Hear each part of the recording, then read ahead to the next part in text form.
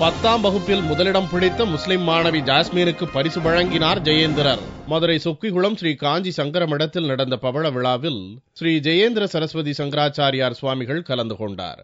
விழாவில் 10ஆம் வகுப்பில் மாநில அளவில் முதலிடம் பிடித்த மாணவி ஜாஸ்மினுக்கும், 12ஆம் வகுப்பில் முதலிடம் பிடித்த மாணவர் பாண்டியனுக்கும் மற்றும் மதுரை மாவட்டத்தில் முதல் 3 இடங்களை பிடித்த மாணவர்களுக்கும் பரிசுகள் அளித்து ஆசி வழங்கினார் ஜெயேந்திரர்.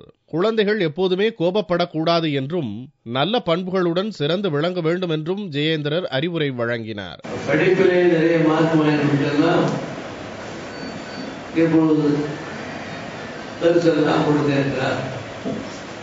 குணத்திலேயும் அதுபோல் நீங்கள் எல்லோரும் நல்ல மாணவர்கள் என்று பெயர் எடுக்க வேண்டும். நல்ல பண்போடும் குணத்தோடும் தாய்க்கு சொல்வது நடப்பது இதெல்லாம் யாருக்கோ அவங்க தான் கொடுக்கணும்.